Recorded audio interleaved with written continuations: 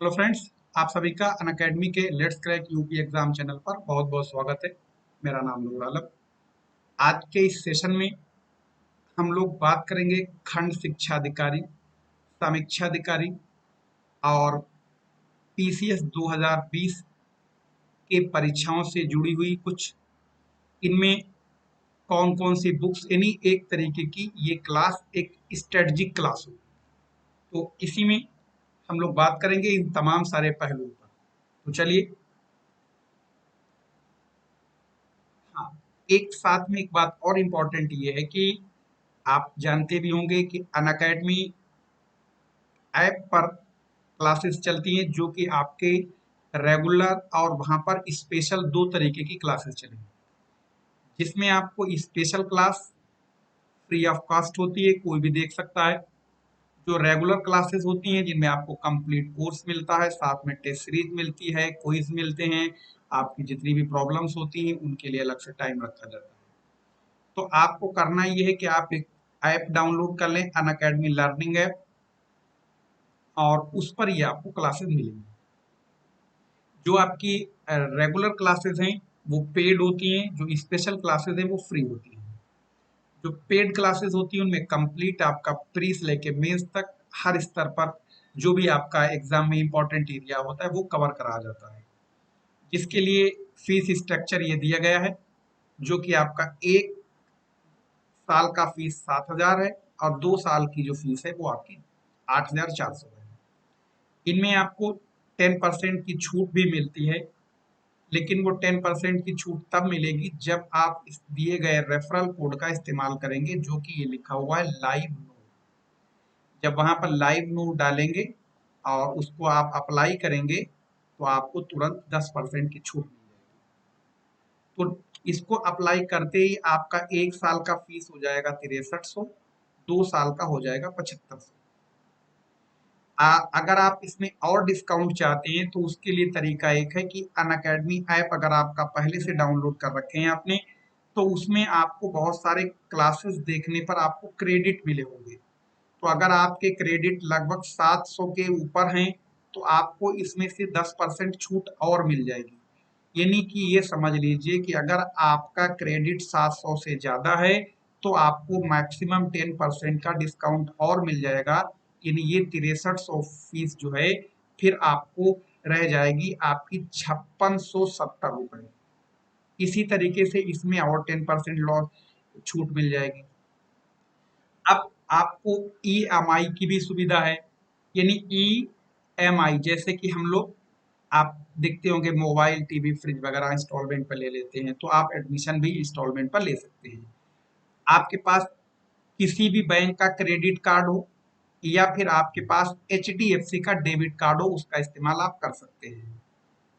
तो और लास्ट में, अगर आपने चैनल को सब्सक्राइब नहीं किया है अभी तक तो इसको सब्सक्राइब कर लीजिए और ये घंटे वाला बटन जरूर दबा लीजिए, जिससे आपको कोई भी यहाँ पर जो क्लासेस चलती हैं, जितनी भी क्लासेस चलती हैं, तो आपको उनके सबके लिंक आपको अपने आप मिलते रहेंगे। तो चलिए, हम लोग बात करेंगे आज, जो कि अभी रिसेंटली 3 एग्जाम लगे हुए हैं लोक सेवा आयोग द्वारा। एक है आपका जो सबसे पहले होगा खंड शिक्षा अधिकारी, बीईओ। फिर आपका दूसरा एग्जाम है जो कि समीक्षा अधिकारी, और तीसरा एग्जाम है जो कि आपका यूपी पीसीएस, प्रॉपर पीसीएस जिसे हम लोग बोलते हैं, ये 2020। इन्हीं से जुड़ी हुई कुछ बातों पर हम लोग यहाँ पर डिस्कशन करेंगे, और ये आपको अपना एक बहुत ही प्रैक्टिकली एक्सपीरियंस भी आपके साथ शेयर करेंगे। तो सबसे पहले हम लोग बात करते हैं लोक सेवा आयोग के द्वारा जो रिसेंटली एग्जाम होने वाले हैं। तो आप सब जानते हैं कि 2019 का यूपी पीसीएस का एग्जाम प्रीलिम्स हो चुका है, इसका रिजल्ट भी आ चुका है। ये एग्जाम होना, इसका मेंस एग्जाम अभी होना था, लेकिन कोरोना के चलते वो एग्जाम को पोस्टपोन किया गया। तो अब नई डेट जो आयोग ने दी थी वो 25 जुलाई दी थी, लेकिन इस डेट को भी अभी और एक्सटेंड कर दिया गया है। अब ये मेंस एग्जाम अब अगस्त में होगा इसका।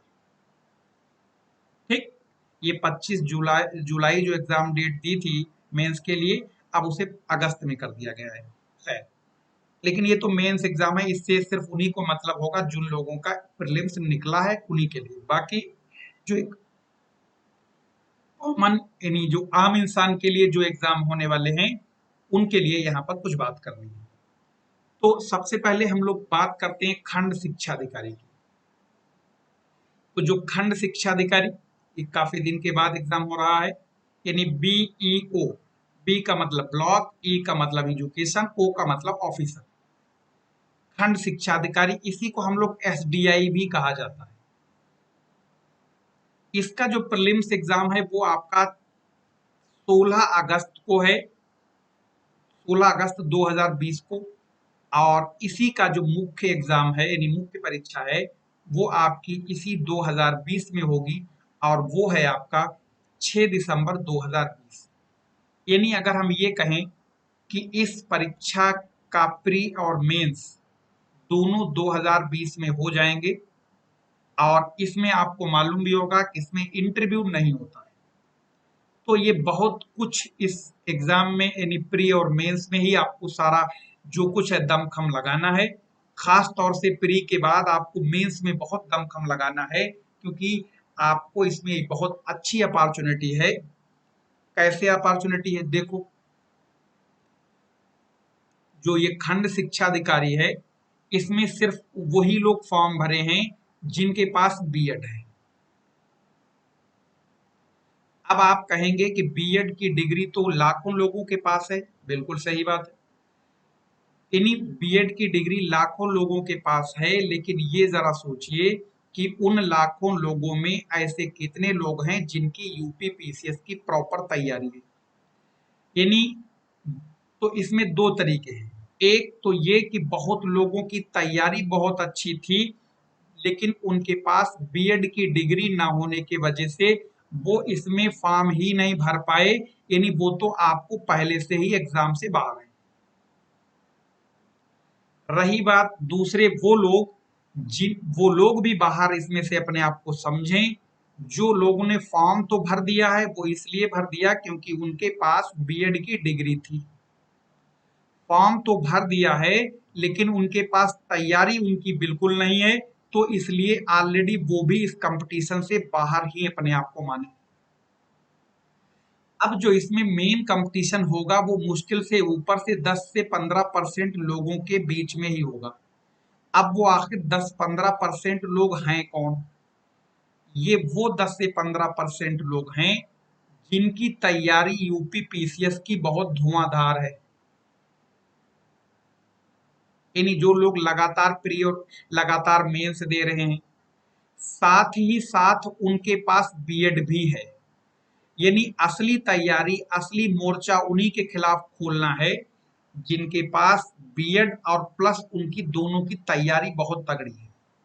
तो आप लोग जो भी बीएड, जो भी खंड शिक्षा अधिकारी यानी बीईओ में आप लोग अगर उसमें अप्लाई किए हैं और अपने आप को कंपटीटर मानते हैं, तो आप इतना दिमाग में बैठा लीजिए, आपका कंपटीशन उन लोगों से होगा जिनके पास बीएड की डिग्री के साथ साथ जिनकी धुआंधार तैयारी है। और बहुत सारे ऐसे लोग होंगे जिनकी तैयारी में धुआं तो ज्यादा होगा लेकिन धार कम होगी। तो यहाँ पर धुआं ज्यादा हो धार कम होगी, इसकी कोई जरूरत नहीं है। तो अब इसमें हमें क्या करना चाहिए वो आपको थोड़ा सा जो हमारा पर्सनली एक्सपीरियंस है उसकी हम लोग यहाँ पर आपको शेयर कर रहे हैं। सबसे पहले इसका एग्जाम आपको पता ही है, इसमें प्री होगा और मेंस होगा। तो आपको, और इसमें इंटरव्यू है नहीं वो आपको भी मालूम है। तो सबसे बेहतर है कि आप प्रीलिम्स के लिए, और प्रीलिम्स का ज्यादा दिन भी दूर नहीं है क्योंकि 16 अगस्त को एग्जाम है, और आज जो है ये 18 अगस्त हो ही गया है। तो लगभग आपके पास आज से अगर हम लोग राउंड फिगर में 30-30 दिन के 2 महीने मान ले, तो आपके पास दिन बचे 58। इन 58 दिन में बहुत सारे दिन आपके निकल जाएंगे कोई ना कोई काम में। ठीक है। दूसरी बात, अब इसमें हमें करना क्या है? तो सबसे पहले कि अब आप इस 58 दिन में आप बहुत कुछ नहीं कर सके, किताबें पलटने में आप अब 58 दिन अगर गुजारेंगे तो शायद उतना आपको अच्छा परफॉर्म ना कर सकें जितना कि और तरीके से कर सकते हैं। तो वो तरीका क्या हो सकता है, तो हम यहाँ पर शेयर करते हैं आपके साथ जो अपना तजुर्बा है। सबसे पहले आपको यहाँ पर ये करना ये है, अब क्योंकि टाइम आपके पास बिल्कुल नहीं है, आप एक काम करिए यूपी पीसीएस का, ठीक है, ध्यान रखिए इस बात का, यूपी पीसीएस का आप 10 से 15 साल के पुराने पेपर ले लीजिए। यानी ये सॉल्व पेपर आपको बाजार में मिल जाएंगे, चाहे आप अरिहंत का ले लीजिए, एसआर का ले लीजिए, शिल्पी का ले लीजिए, यूथ का ले लीजिए, अलग अलग पब्लिकेशन द्वारा यहाँ पर तमाम सारे आपको मिल जाएंगे। अब आपको उनमें करना क्या है चाहे वो लोअर का हो, समीक्षा अधिकारी का हो या प्रॉपर का हो, तो उन सबको लेने पे जो सारे क्वेश्चन उसमें दिए होंगे, उन सभी क्वेश्चन को बहुत ही मतलब कह सकते हैं गंभीरता से उनको, जब तक आपका ये एग्जाम हो, यानी आपके पास लगभग 58 दिन है, तो इन्हें मान के चलिए उस पेपर को कम से कम 2 से 3 बार आप उसे रिवाइज कर डालिए। लेकिन आप पूरा पेपर रिवाइज करने की आपको जरूरत नहीं है। क्यों नहीं है? वो इसलिए नहीं है, जैसे सपोज करिए पेपर 2010 का आप रिवाइज कर रहे हैं, 2010 का जो यूपी पीसीएस का जो जीएस का पेपर हुआ होगा, उसमें से आपको 25 से 30 क्वेश्चन ऐसे भी होंगे जो आपके करंट अफेयर्स के उस जमाने में पूछे गए होंगे। तो 2010 में जो करंट अफेयर्स के 20 से 25 क्वेश्चन, 30 भी हो सकते हैं, वो जो पूछे गए होंगे उन्हें आपको तुरंत कट कर देना है। यानी आपका जो जीएस का पेपर 150 नंबर का होता है, इसमें से मान के चलिए आपको 30 क्वेश्चन एवरेज लगभग करंट अफेयर्स के हर बार निकाल देने हैं। तो आपको जो ट्रेडिशनल क्वेश्चन 120 हैं, आपको उन पर ध्यान रखना है, यानी आपको उन पर फोकस करना है। तो ये बिल्कुल एकदम गांठ बांध लीजिए, एक ये कर लीजिए, ये बिल्कुल एकदम रामबाण आपके लिए साबित होगा। जितना ज्यादा आप उन पेपरों को बार बार रिवाइज करेंगे, ये आपके लिए बहुत ज्यादा बेहतर रहेगा। एक बात तो ये कर लीजिए। दूसरी बात ये कि आप पुराना करंट अफेयर्स लगभग 8 से 7-8 महीने का, यानी इधर ये आपका अगस्त में एग्जाम है 8, यानी आपको क्योंकि पेपर एक बार होके डेट आके टल चुका है, हो सकता है कि ये पेपर बन के रेडी हो चुका हो, जो कि पहले होना था। तो इसलिए आपको कम से कम पिछले साल अगस्त से लेके आज तक, यानी आप पिछले साल जुलाई अगस्त, यानी अगस्त 2019 से मान के चलें, यानी अगस्त 2019 से लेके और अभी तक तो करंट पढ़ ही रहे हैं, तो आपका आगे पीसीएस प्रॉपर में भी काम आएगा। तो इसको आप अच्छे से करंट अफेयर्स को डट के तैयार कर लीजिए। इसलिए डट के तैयार कर लीजिए क्योंकि ये करंट अफेयर्स कई बार ऐसा भी देखने में आया है कि करंट अफेयर्स एक एक साल पुराना भी पूछा गया है, और कई बार ऐसा भी देखने में आया है कि मुश्किल से 2 से 3 महीने पुराना ही करंट अफेयर्स आया है। तो एग्जाम है, इसी का नाम एग्जाम है।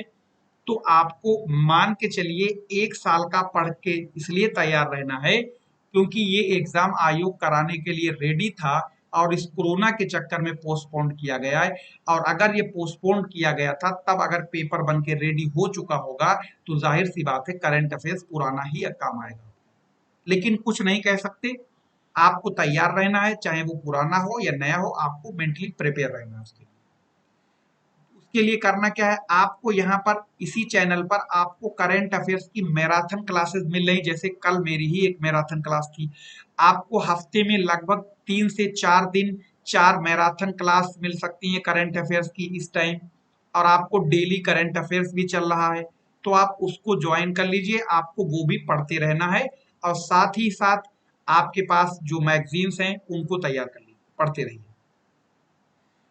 ये तो हो गए आपके प्रीवियस ईयर पेपर और करंट अफेयर्स की बात। अब आगे बात करते हैं हम लोग इसमें कुछ चीजें जो और हैं खंड शिक्षा अधिकारी की, इससे जुड़ी चीजों को। और ये जो आपको हम तरीका बता रहे हैं, ये आपका खंड शिक्षा अधिकारी के लिए ही नहीं, आपका यूपी पीसीएस 2020 और समीक्षा अधिकारी 2016 का, दोनों के लिए ये रामबाण साबित होगा।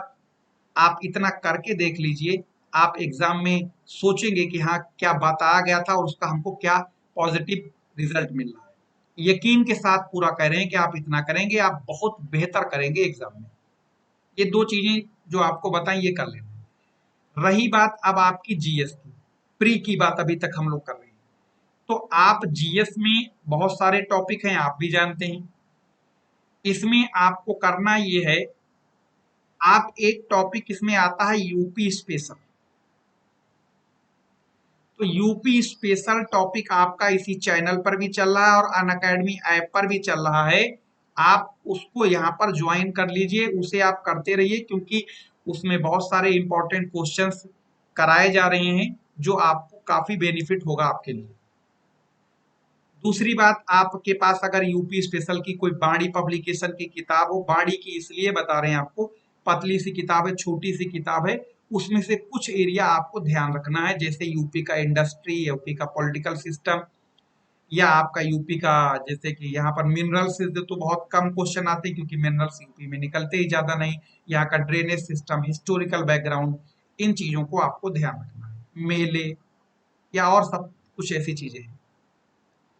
साथ ही आपको हिस्ट्री की अगर हम लोग बात करें इस जीएस में, जो कि आपका सारे जगह काम आएगा प्रीलिम्स में, आपको हिस्ट्री में मॉडर्न हिस्ट्री पर बहुत ज्यादा फोकस करना है। मॉडर्न हिस्ट्री में आप वहां से समझ लीजिए, हालांकि मॉडर्न हिस्ट्री 1707 से औरंगजेब की डेथ से मानी जाती है, लेकिन आप थोड़ा सा और पीछे चले जाइए, यानी मॉडर्न क्या मेडिवल का कुछ पार्ट आपको कवर कंसीडर करना है। आप ये मान के चलिए, भारत में जो पुर्तगालियों का जो एंट्री हुई है, आप उसको वहां से लेके और 1947 तक जो भी घटनाक्रम हुआ है, उसको आप थोड़ा सा अच्छे से कर लीजिए, क्योंकि उससे आपको दो फायदे होंगे। एक फायदा वो कि आपका बहुत सारा यूपी, बहुत सारा आप हिस्ट्री के साथ आप पॉलिटी भी कवर कर लेंगे। वो इसलिए क्योंकि पूरा का पूरा जो कॉन्स्टिट्यूशनल डेवलपमेंट है वो मॉडर्न हिस्ट्री का ही हिस्सा है। जैसे regulating act, Pitt's India act, 1813 का एक्ट, 1833 का एक्ट, 1853 का एक्ट, 1858 का एक्ट, इसी तरीके से 1909 का मिंटो मार्ले सुधार है, 1909 19 का चेम्सफोर्ड सुधार है, फिर आपका 1935 का भारत सरकार अधिनियम, इसी तरीके से क्रिप्स मिशन और कैबिनेट मिशन और भारत छोड़ो आंदोलन। इन्हीं बहुत सारे आपके ये वो पॉइंट हैं जो आपके एग्जाम में हिस्ट्री वाले एरिया से ज्यादा पूछे जाते हैं। इसी तरीके से अगर हम लोग एंशियंट हिस्ट्री की बात करें, तो एंशियंट हिस्ट्री में आप हड़प्पा सभ्यता ले लीजिए अच्छे से, वैदिक सभ्यता को देख लीजिए, उसके बाद हर्यक वंश को देख लीजिए, मौर्य वंश को देख लीजिए, गुप्त वंश को देख लीजिए, महाजनपद देख लीजिए, और रिलीजन में आप बौद्ध और जैन को देख लीजिए। ये एंशियंट हिस्ट्री में इतना हमारी समझ में आपके लिए सफिशिएंट रहेगा। मतलब बौद्ध और जैन, हर्यक, हड़प्पा, वैदिक वैदिक सभ्यता, महाजनपद, मौर्य और गुप्त काल, इतना अगर आप देख लेंगे हिस्ट्री में एंशियंट में, तो आपके लिए बहुत ज्यादा मतलब ये बेनिफिट रहेगा। उसके साथ साथ आपको बताएं कि इसमें जो मिडिवल हिस्ट्री है, इसमें अगर हम लोग देखें, दिल्ली सल्तनत जो कि 1206 से लेके और 1526 तक चलती है, पानीपत के प्रथम युद्ध तक, इसमें कौन कौन से राजवंश आए, उन राजवंशों में कौन कौन से इंपॉर्टेंट राजा हैं जिनको आपको ध्यान रखना है। तो अगर हम लोग गुलाम वंश में देखें तो इल्तुतमिश बहुत इंपॉर्टेंट है। इल्तुतमिश के बाद आपको एमबीटी को याद रखना है, यानी मोहम्मद बिन तुगलक। इसी तरीके से एफएसटी, फिरोज शाह तुगलक। ठीक, सिकंदर लोदी को याद रखना है लोदी वंश में, और इब्राहिम लोदी। ठीक, ये लोदी वंश में हो गए। इसी तरीके से खिलजी वंश में सिर्फ एक नाम आपको याद रखना है, और बहुत ही अच्छे से, और वो है अलाउद्दीन खिलजी। ठीक, साथ ही साथ विजयनगर साम्राज्य, बहमनी साम्राज्य, इनको थोड़ा थोड़ा देख लीजिए, क्योंकि ये वो एरिया है जहां पर एग्जामिनर की नजर बिल्कुल एकदम गड़ाए रहता है, यहाँ से आपको सवाल मिल जाए। हिस्ट्री के बाद अगर हम लोग बात ज्योग्राफी की कर ले, जो कि बहुत ही इंपॉर्टेंट और बहुत ही स्कोरिंग सब्जेक्ट है, एक इसमें इंडियन ज्योग्राफी यानी भारत का भूगोल, दूसरा आपका विश्व का भूगोल। तो विश्व का भूगोल और भारत का भूगोल, इनमें आपको क्या क्या देख लेना है। सबसे इंपॉर्टेंट बात यह कि आप इंडिया के बॉर्डर्स बिल्कुल बहुत ही अच्छे से तैयार कर लीजिए, जैसे कि लोकेशन एंड एक्सटेंशन, स्थिति और विस्तार। और आज की डेट में ये और इम्पोर्टेंट टॉपिक हो जाता है। जैसे आप देख रहे हैं आजकल चीन बॉर्डर के पर काफी हलचल है, तनातनी का माहौल चल रहा है। ठीक, ये अक्साई चीन क्या है, लद्दाख क्या है, ठीक है, ये मैकमोहन लाइन क्या है, सिक्किम वाला नाकूला डिस्प्यूट अभी जो आपने सुना होगा ना। तो इन तमाम चीजों को बहुत ही अच्छे से ध्यान रखना है। आपका ड्रेनेज सिस्टम अच्छे से तैयार कर लेना है, अपवाह तंत्र, जो कि बहुत इंपॉर्टेंट टॉपिक है। यहाँ से आपको कई बार हाइड्रो पावर प्रोजेक्ट है या नदी कहाँ से निकली, सीमा बना रहे हैं, तमाम तरीके के क्वेश्चन मिल जाएंगे। उसके बाद पर्वत हैं, ये भी इन पर्वतों में खास तौर से हिमालय, विंध्याचल, सतपुड़ा, पश्चिमी घाट, अरावली, इनको आपको ध्यान रखना है। इसी तरीके से अगर हम लोग पठार की बात करें तो मालवा प्लेटू है, जैसे आपका दक्कन प्लेटू है। इन चीजों पर विशेष ध्यान रखना है आपको, बहुत ज्यादा। साथ ही साथ जैसे एक टॉपिक है आपका मिट्टी, इसको याद रखना है बहुत अच्छे से। मिट्टी में खास तौर से जलोढ़, लैटराइट, ब्लैक और आपकी रेड। इसी तरीके से क्रॉप कॉम्बिनेशन, फसलों का प्रकार, रबी, खरीफ, जायद, इस टाइप में भी क्वेश्चन पूछे जाते रहे हैं। और साथ ही साथ आपका एक टॉपिक और इंडियन ज्योग्राफी में एसटी यानी जनजाति, और आपका एनपी मतलब नेशनल पार्क। ये बहुत अहम टॉपिक है।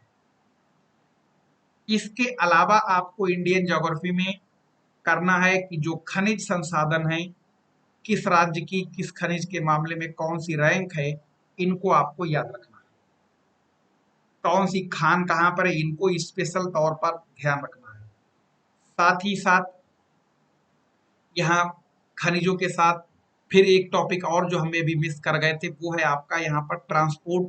और ट्रांसपोर्ट में आपके बंदरगाह हुए, आपके रेलवे जोन्स हैं, और आपके नेशनल हाईवे, इनको भी आपको बहुत अच्छे से ध्यान रखना है। साथ ही साथ इंडिया का इंडस्ट्री, यानी भारत का जो औद्योगिक के नगर हैं, उनमें क्या किस लिए फेमस है, इन चीजों पर आपको फोकस रखना है। क्योंकि अब हम लोग नॉलेज के लिए नहीं पढ़ रहे हैं, अब सिर्फ उन चीजों पर फोकस करिए जो चीजें आपके एग्जाम के हिसाब से ज्यादा इंपॉर्टेंट है। इसी तरीके से हाँ, एक टॉपिक और इसमें आपको ध्यान रखना है। इसमें आपको जनसंख्या, यानी आप जिसे अगर कहें जनगणना 2011 के आंकड़ों को अच्छे से तैयार कर लीजिए। क्योंकि पिछले बार समीक्षा अधिकारी के पेपर में 140 क्वेश्चंस में 12 क्वेश्चन अकेले जनगणना के पूछे गए थे। ये वो टॉपिक है जहां पर आपको ये कह सकते हैं, इसकी वारंटी नहीं, इसकी फुल्ली गारंटी है कि आपको ये मिलेगा। साथ ही साथ वर्ल्ड ज्योग्राफी में अगर हम लोग देखें तो वर्ल्ड ज्योग्राफी में आपको याद रखना है जितने भी कॉन्टिनेंट हैं, इन कॉन्टिनेंट्स में लैंड लॉक्ड कंट्री कौन कौन से हैं, जैसे भू अवरुद्ध देश कौन कौन से हैं, कहाँ हैं।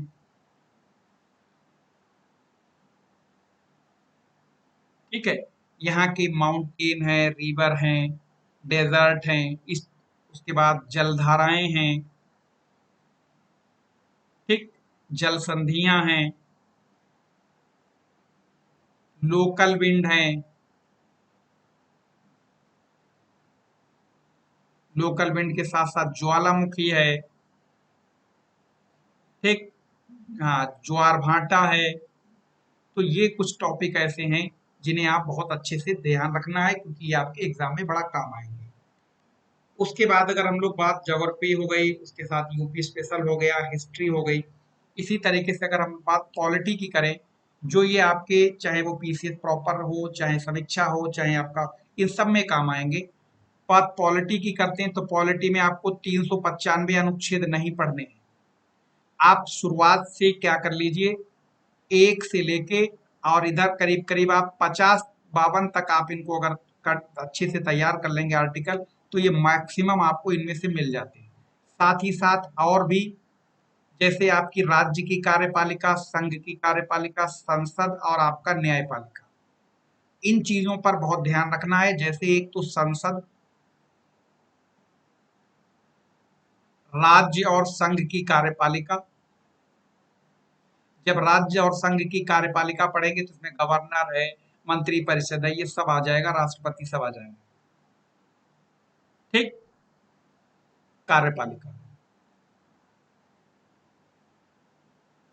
उसके बाद यहाँ पर आगे और देखते हैं, मूल अधिकार, बहुत इंपॉर्टेंट टॉपिक है। साथ ही साथ आपको नीति निर्देशक तत्व भी याद रखने हैं। और अभी कहा था आपको कि संविधान के विकास में बहुत सारे अंग्रेजी सरकार ने एक्ट पास किए थे, जो कि अपने संविधान का बहुत सारा कुछ भाग उन एक्टों से लिया गया है। जैसे अभी हमने कहा था 1935 का भारत सरकार अधिनियम, 1919 का मॉन्टेगू चेम्सफोर्ड सुधार, 1909 का मिंटो मार्ले सुधार। तो ये आपके मेडिवल मॉडर्न हिस्ट्री का भी पार्ट है और आपका संविधान के भी, यानी इसी तरीके से एक तीर से दो शिकार आप वहां पर कर सकते हैं। यानी एक अच्छे से पढ़ लीजिए, दोनों में कम कर जाएगा। साथ ही साथ संविधान का कौन सा भाग, यानी कौन सा कुछ इंपॉर्टेंट पॉइंट किस देश से लिया गया है। जैसे आप सुनते हैं मौलिक अधिकार कहाँ से लिए गए, नीति निर्देशक तत्व कहाँ से लिए गए, ऐसे आपातकाल कहाँ से लिया गया। तो इन चीजों को भी आपको बहुत से ध्यान रखना है। साथ ही साथ जो महत्वपूर्ण संविधान संशोधन हुए हैं, संविधान संशोधन, इनको भी बहुत, इन पर पैनी नजर रखनी है। ठीक है, संविधान संशोधन, ठीक, इन पर भी बहुत ध्यान रखना है। यानी जैसे जीएसटी किस संविधान संशोधन के तहत आया था, ये तमाम तरीके के ऐसे हैं जो कि आपको रिसेंटली जो चर्चित मुद्दे हैं उनको आप अच्छे से ध्यान रखना है। ठीक है, जैसे नीति आयोग है, आपका एनडीसी है, आपका संघ लोक सेवा आयोग है, आपका निर्वाचन आयोग है, ठीक है, आपका सीबीसी है। तो इन चीजों पर कुछ आपको ध्यान रखना है। और खास तौर से पंचायती राज को बिल्कुल ना भूलिए, क्योंकि ये वो टॉपिक है पॉलिटी के, संसद, संघ की और राज्य की कार्यपालिका, मौलिक अधिकार, नीति निर्देशक तत्व, संवैधानिक विकास और आपका पंचायती राज व्यवस्था और आपका निर्वाचन आयोग। ये वो चीजें हैं जहां से आपको सवाल बहुत ज्यादा मिलेंगे। इसीलिए पॉलिटी पूरी ना पढ़िए, क्योंकि हम लोगों के यहाँ कोई वकील नहीं बनना है। सिर्फ वो चीजों को ध्यान रखिए जिनसे आपका एग्जाम क्रैक करने में जो आपको आसानी रहे। साथ ही साथ पॉलिटी के बाद अब हम लोग बात कर लेते हैं अर्थव्यवस्था की, यानी जिसे हम लोग एक इंडियन इकोनॉमी कहते हैं। तो इसमें आपको याद रखना है कि देखो, अर्थव्यवस्था एक बहुत बड़ा टॉपिक है। इसमें आपको सब कुछ पढ़ने की जरूरत नहीं, क्योंकि आपको अर्थशास्त्री नहीं बनना है। ठीक है, और ना ही वहां पर संविधान विशेषज्ञ और ना ही इतिहास और भूगोल का विशेषज्ञ बनना है। यहाँ पर अगर आप विशेषज्ञ बनने की कोशिश करोगे तो विशेषज्ञ भी नहीं बन पाओगे और एग्जाम भी आपके हाथ से निकल जाएगा। क्योंकि विशेषज्ञ बनने के लिए आप जानते होंगे कि बहुत लोग जिन्होंने रात दिन एक कर दिया, उनके आगे आप नहीं ठहर पाओगे।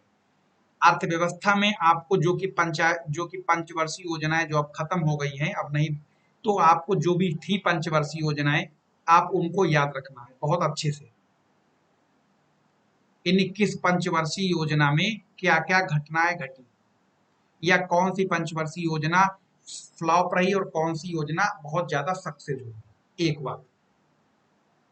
दूसरी बात, जैसे अभी कहा हमने, एनडीसी और आपका योजना आयोग जो कि अब नीति आयोग में बदल चुका है, जो कि वहां पर भी पढ़ लेंगे, यहाँ पर भी कर लेंगे।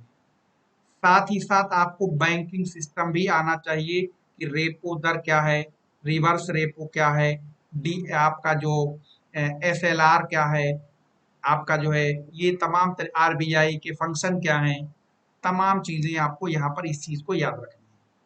और करंट अफेयर्स में जैसे बहुत सारी बैंकों का आपस में मर्जिंग हुई है, तो उन्हें भी याद रखना है। साथ ही साथ आपको बजट से जुड़े सारे पहलू पता होने चाहिए। बजट की टर्मिनोलॉजी, जैसे राजकोषीय घाटा क्या है, ठीक, आपका जो टैक्सेस क्या है, निगम कर क्या है, या आपका इनकम टैक्स क्या है, आपका एक्साइज ड्यूटी क्या है, आपका इम्पोर्ट ड्यूटी क्या है, इन सब चीजों पर आपको पता होना चाहिए। और खास तौर से आपका ये जीएसटी के बारे में भी आपको पता होना चाहिए। और जैसे कि आप जानते होंगे, जीएसटी एक इनडायरेक्ट टैक्स है, अप्रत्यक्ष कर है।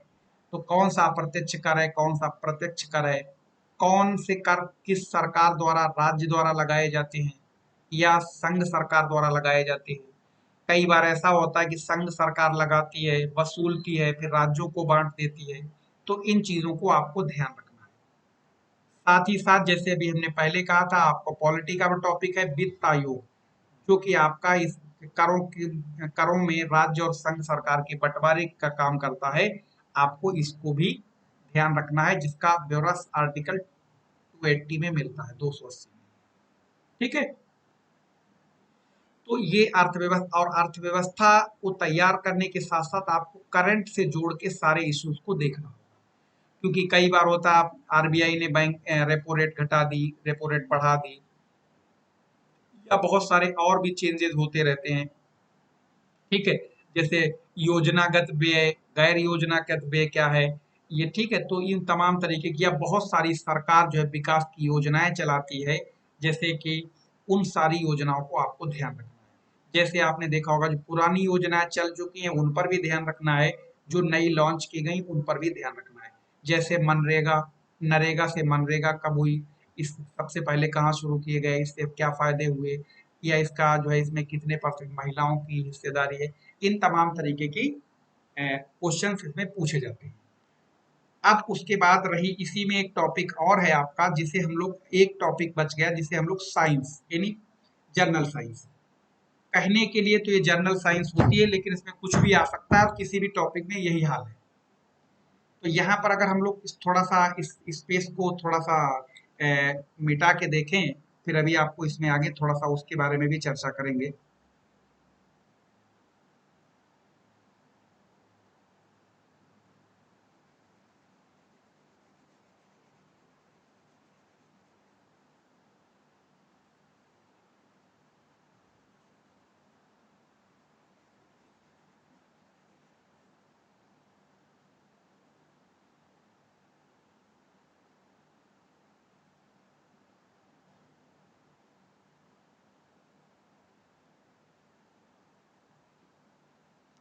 हाँ, तो विज्ञान यानी जो सामान्य विज्ञान करके जो सिलेबस में है आपके, उसमें आपको क्या करना है, इसमें आपका एक जो है जीव विज्ञान, जिसे हम लोग बायोलॉजी बोलते हैं। ठीक। इसमें आपका जूलॉजी बॉटनी दोनों आ जाता है, यानी जूलॉजी और बॉटनी दोनों आ जाता है। ठीक। तो इसमें आपको ध्यान रखना है, जूलॉजी पर ज्यादा, बॉटनी पर कम। इसमें आपको क्या क्या ध्यान रखना है, बीमारियां, कौन सी बीमारी बैक्टीरियल है यानी जीवाणु से होती है, कौन सी बीमारी विषाणु से होती है, बहुत पूछा जाता है ये, कौन सी बीमारी प्रोटोजोआ से होती है।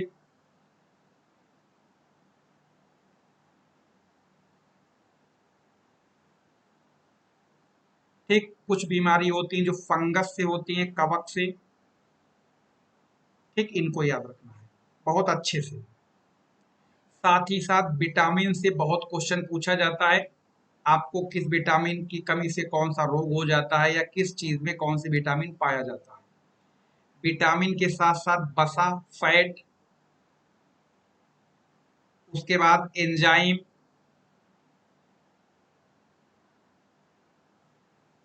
साथ ही हाँ ये चीजें यानी प्रोटीन है, फैट है यानी वसा है, बीमारियां हैं, तो ये आपको बहुत ज्यादा ध्यान रखना है। साथ ही साथ आपको जो है आपका ह्यूमन फिजियोलॉजी, जैसे कि हमारे शरीर में कौन सा अंग जो है बड़ा है, छोटा है, किससे कौन सा। हाँ, एक टॉपिक और इसमें इंपॉर्टेंट है, वो है हार्मोन। ठीक। हार्मोन्स ये भी बहुत पूछा जाता है, जैसे इंसुलिन क्या है, जैसे पूछ लेता है कि ऑक्सीटोसिन क्या है, ऑक्सीटोसिन जिसे लव हार्मोन भी कहते हैं। तो ये इस तरीके से इसमें क्वेश्चन आपको बहुत ज्यादा मिलते हैं।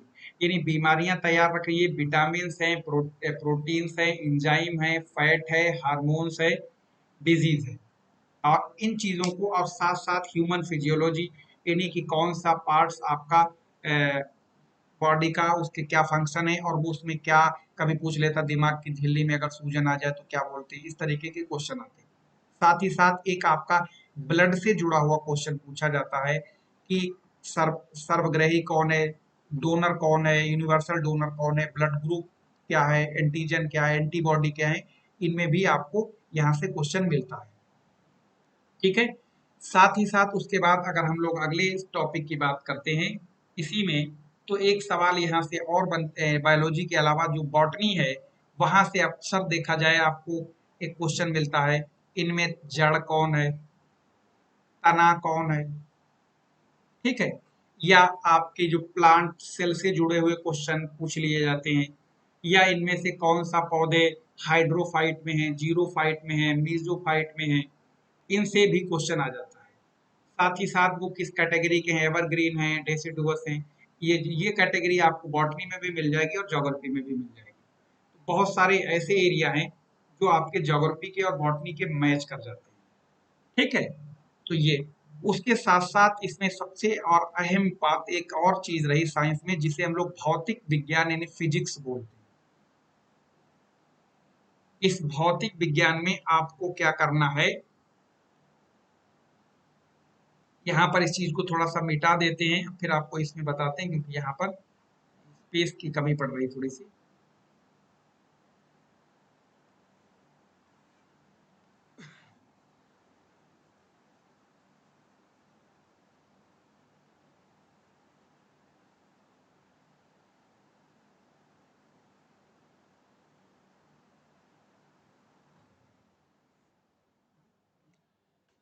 तो इसमें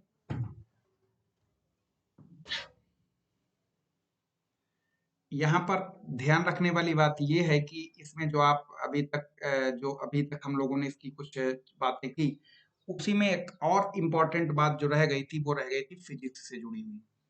फिजिक्स यानी जिसे हम लोग भौतिक विज्ञान के नाम से जानते हैं। तो आपको उसमें करना ये है कि यहाँ पर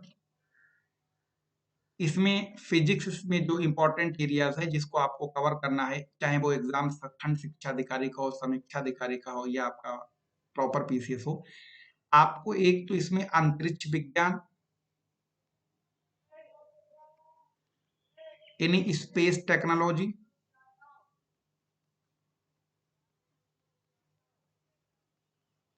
दूसरा आपका डिफेंस रक्षा, तीस हाँ डिफेंस हुआ, और आपका ये दो चीजें ऐसी हैं जो आपकी बहुत ज्यादा आपसे एग्जाम में पूछी जा रही हैं। साथ ही साथ ऊर्जा में, और वो भी परमाणु ऊर्जा। ठीक। यानी डिफेंस है आपका, स्पेस टेक्नोलॉजी, डिफेंस टेक्नोलॉजी, आपका परमाणु ऊर्जा, और आपके जितने भी एनर्जी के रिसोर्सेस संसाधन हैं उनके बारे में। साथ ही साथ आपको साउंड यानी ध्वनि, इसको ध्यान रखना है। आपका ध्वनि के साथ साथ आपको यानी आपको हीट है यानी ऊष्मा, साउंड, हीट, और आपका जो है लाइट यानी प्रकाश, ये एरिया आपको फिजिक्स में ध्यान रखना है। आने के लिए तो कुछ भी आ सकता है, लेकिन ये वो एरिया है जहां पर एग्जामिनर की बहुत ही पैनी नजर बनी रहती है कि यहाँ से कभी लाइट से, हीट से, आपका परमाणु ऊर्जा यानी आपका एनर्जी से, आपका डिफेंस सिस्टम और स्पेस, इन चीजों को आप बहुत ही अच्छे से तैयार कर लीजिए, क्योंकि ये आपके एग्जाम में आज के डेट में बहुत ज्यादा पूछे जाते हैं। रही बात रसायन विज्ञान की, रसायन जिसे हम लोग केमिस्ट्री बोलते हैं, तो इसमें आपको साथ साथ इनमें बहुत सारे जैसे कि अ, आप सुनते होंगे मिश्र धातुएं, ठीक है, किससे मिलके क्या बना, जैसे आप सुने होंगे जर्मन सिल्वर क्या है, या तांबा क्या है, तो एक तो ये ध्यान रखना है। साथ ही साथ बहुत सारे ऐसे आपके केमिकल हैं जो अलग अलग जगह पर यूज किए जाते हैं, उनको याद रखना है। ठीक है। तो इससे फिलहाल केमिस्ट्री का बहुत ज्यादा यूपी पीसीएस के जीएस में रोल नहीं दिखता है। सबसे ज्यादा बायोलॉजी, उसके बाद फिर फिजिक्स, और फिजिक्स में भी अप्लाइड फिजिक्स आपको ज्यादा पूछी जाती है। साथ ही अब करंट अफेयर्स भी होगा, सारे टॉपिक जीएस के सारे कर लिए हम लोगों ने। एक टॉपिक बचा जिसे हम लोग को ध्यान रखना है, और वो टॉपिक आपका है पर्यावरण। इस पर्यावरण से आपको याद रखना है कि जैसे आपके प्रदूषण और उसके प्रकार, जैसे जल प्रदूषण, वायु प्रदूषण, ध्वनि प्रदूषण, ठीक, इसके प्रकार, उनसे होने वाली बीमारियां, ठीक है, ये बहुत ज्यादा एग्जाम में पूछे जाते हैं कि साथ ही साथ पर्यावरण को सही रखने के लिए अलग अलग सम्मेलन और अलग अलग आपके एक्ट अधिनियम पास हुए हैं, तो आपको उन्हें डेट वाइज याद रखना, जैसे पृथ्वी सम्मेलन कहाँ हुआ, कब हुआ, ठीक, जो पर्यावरण अधिनियम कब पास हुआ, ठीक, तो या इसको जैसे कि आप सुनते हैं साउंड पोल्यूशन को कौन काउंट नापता है, ठीक है, इसी तरीके से जैसे कि आपका ओजोन के क्षरण से क्या क्या हो रहा है, कौन कौन सी बीमारियां हो रही हैं, ये आप सब पर्यावरण का हिस्सा है जो कि आपके एग्जाम में पूछा जाता है। अब हम लोग छोटी किताबों की अगर हम बात कर लेते हैं यहाँ पर कि आपके लिए, तो साइंस में जो कि विज्ञान की अभी हम बात कर रहे थे, उनमें आप यहाँ पर बाणी पब्लिकेशन की जो किताबें आती हैं वो ले सकते हैं, जो कि आपकी छोटी होंगी, पतली सी होंगी, ज्यादा बहुत ज्यादा लेंथी नहीं होंगी, और उसमें आपको हर टॉपिक के साथ साथ बाद में जितने भी आयोग के द्वारा आज तक क्वेश्चन पूछे गए हैं, उसमें आपको लास्ट में वो क्वेश्चन मिल जाएंगे, ठीक। उसके बाद अगर हम लोग बात करें पॉलिटी की, तो इसमें आपको एक बहुत पॉपुलर किताब है, सब जानते भी होंगे, लक्ष्मीकांत, ये आप ले सकते हैं, बढ़िया किताब है, ठीक है। डीएस आपका डीडी बस सुना लीजिए, बहुत टफ है, वो आपको समझ नहीं आएगी जल्दी से, लेकिन किताब अच्छी लेकिन समझ नहीं आएगी। साथ ही साथ आपको अगर हम लोग यहाँ पर बाणी साइंस की हो गई, ये हो गई। अब उसके बाद बात करते हैं ज्योग्राफी की, यानी भूगोल में आपको क्या क्या लेना है। भूगोल में आपको एक एटलस ले लेना है, जो कि जरूरी नहीं, बहुत जरूरी, इसके सिवा कुछ भी नहीं करना है आपको। साथ ही साथ अगर कॉमन ज्योग्राफी, यानी क्योंकि अलग अलग इसके सारे सेगमेंट आते हैं, तो एक किताब आती है जो कॉमन ज्योग्राफी की, उसमें आती है महेश बर्णवाल की आती है, महेश बर्णवाल की, ठीक, बढ़िया किताब है, वो आप ले सकते हैं इसमें, यानी आप डीएस पर्पस की हम लोग यहाँ पर बात कर रहे हैं। उसके बाद हिस्ट्री में अगर हम लोग बात करते हैं, जैसा कि अभी हमने बताया भी आपको, तो हिस्ट्री में आप एस के पांडे, जो कि आपकी तीनों की आती है, मिडिवल, एंशियंट और मॉडर्न की ले सकते हैं, ठीक, या आपकी मॉडर्न हिस्ट्री की आपकी आती है एस के गुप्ता आती है, वो ले सकते हैं, ठीक। रही बात हाँ, इंडियन इकोनॉमी की अगर बात करें, तो इंडियन इकोनॉमी में एक किताब आती है एस एन लाल, एस एन लाल, ये ले सकते हैं। दत्त सुंदरम आती है, ये ले सकते हैं, या फिर बाणी पब्लिकेशन की आती है, वो ले सकते हैं। यानी ये वो किताबें हैं जो आपको कहीं बहुत ज्यादा, मतलब इनमें सेलेक्टेड आइटम मिलेगा और उसी की हमको जरूरत और दरकार है। तो ज्योग्राफी में क्या करना है, हिस्ट्री में क्या करना है, पॉलिटी में क्या करना है, करंट अफेयर्स के लिए क्या करना है, आपको बताया। और ये सब किताबें और जो भी हमने स्ट्रेटजी बताई, ये आपको इतना करना है।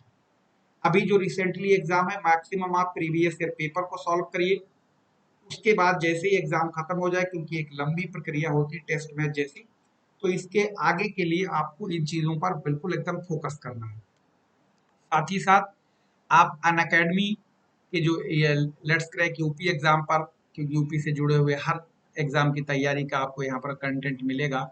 साथ ही साथ अनअकैडमी का आप लर्निंग ऐप डाउनलोड कर लीजिए, और जब लर्निंग ऐप डाउनलोड कर लेंगे, उस पर आपको अनलिमिटेड सारी क्लासेस मिलेंगी। एक तो आपको रेगुलर क्लास जो कि पेड होगी, जिसके लिए अभी हम पीछे बता चुके हैं आपको वीडियोज में, इसी वीडियो में। और दूसरी होगी आपकी फ्री क्लास, जिसे हम लोग स्पेशल क्लास कहते हैं। उसमें आपको बहुत ज्यादा, उसमें आपको कंटेंट मिलता रहेगा और वो आपके लिए काफी हेल्पफुल होगी। तो आप जो बताया वो उतना आप किताबों में माथापच्ची करिए, और साथ ही साथ अनअकैडमी ऐप डाउनलोड करके अनअकैडमी ऐप और लेट्स क्रैक यूपी एग्जाम को बिल्कुल एकदम इसको फॉलो कर लीजिए। इतना अगर आप कर लेंगे, तो आपको ज्यादा भटकना नहीं पड़ेगा, आपको बिल्कुल एकदम पका पकाया मटेरियल मिलेगा। और उम्मीद करते हैं अगर इन सारी चीजों पर आप बिल्कुल एकदम अच्छे से अगर आपने अमल कर लिया, ध्यान रख लिया, तो आपको बिल्कुल एकदम मान के चलिए प्रीलिम्स एग्जाम आपका पहली बार क्वालिफाई हो जाएगा। क्योंकि एक हम आपको एक कॉमन सी बात बता दें, कहा जाता है ना, किसी से रास्ता हमेशा उस व्यक्ति से पूछो जो खुद भटका हुआ, जो कभी जिंदगी में भटका ना हो, उससे रास्ता पूछना बेकार है। वो हो सकता है अपने आप तो निकल गया, लेकिन आप जरूरी नहीं कि आप निकल पाओ। इसीलिए, क्योंकि भटका हुआ इंसान जो होता है उसे पता होता है इस रास्ते पर जाने से गड़बड़ हो जाएगा, इधर रास्ते इससे जाना है, यानी वहां पर उसे सही और गलत की पहचान होती है। इसीलिए हम इसलिए आपको जो बात बता रहे हैं पूरी तरीके से प्रैक्टिकली इस बात को हमने फेस किया है, आज भी फेस कर रहे हैं। इसीलिए कोई भी इसमें कहीं कोई बनावट बढ़ा चढ़ा के बात नहीं बताई गई। जितना हम बता रहे हैं आप बिल्कुल इसको अमल कर लीजिए। आपको यकीन दिला रहे हैं, आप 100% आपका पहली झटके में आपको पीटी एग्जाम क्वालिफाई हो जाएगा। रही बात मेंस की, उसके हम लोग किसी दिन नेक्स्ट वीडियो में आपको उसकी भी पूरी स्ट्रेटजी इसी तरीके से आपको वहां पर भी बताएंगे। किसी भी तरीके की अगर आपको किसी भी कोई भी परेशानी या कोई समस्या रहती है तो आप ये 9889043941 पर आप किसी भी टाइम आप हमको संपर्क कर सकते हैं। ठीक है, तो ये आप इतना कर लीजिए। आपको यकीन दिला रहे हैं एक बार फिर फाइनली कि आपको बिल्कुल प्री एग्जाम आपको ऊपर वाले ने चाहा आपका पहली बार में निकल जाएगा, क्योंकि मेहनत ही आप कर सकते हैं। लक मेहनत के बाद आता है, अगर आप मेहनत ही नहीं करेंगे तो लक के भरोसे कुछ नहीं हो सकता है। हाँ, लक इम्पोर्टेंट है, बिल्कुल है, लेकिन आपकी 60% आपकी मेहनत काम करती है और 40% लक काम करता है। ऊपर वाला भी उन्हीं की मदद करता है जो खुद अपने आप मेहनत करते हैं। ठीक है, और डरने की कोई जरूरत नहीं। वो हरिवंश राय बच्चन की आपके 4 लाइनें याद होंगी कि लहरों लहरों के डर से कश्ती पार नहीं होती और मेहनत करने वालों की कभी हार नहीं होती। हमारे साथ ही बहुत सारे ऐसे लोग हैं जो मेहनत करते करते जिन्होंने जी जान लगा दिया और फिर भी उन्होंने हिम्मत नहीं छोड़ी, और आज कोई सीओ है, कोई डिप्टी एसपी है, कोई सेल टैक्स कमिश्नर है, तो अलग अलग पोस्ट पर आज भी हैं। लेकिन हाँ, अगर वो मान लो मेहनत करना से यानी वो हार ही मान लेते तो फिर आज ये पोस्ट पे नहीं होते। इसलिए ये स्ट्रगल है, और जिंदगी का नाम ही एक स्ट्रगल है। तो इसलिए आप इसको बिल्कुल ना डरिए, कोई डराने की जरूरत नहीं, इसको फोबिया ना पालिए। अगर कोई कहता है तो उसको कहने दीजिए। आप अपने सिर्फ, जैसे कि वो द्रोणाचार्य ने कहा था अर्जुन से, सिर्फ क्या दिख रहा है उनका, सिर्फ चिड़िया की गर्दन दिख रही, तो आप सिर्फ अपने टारगेट पर ध्यान रखिए, बहकावे में बिल्कुल ना आइए।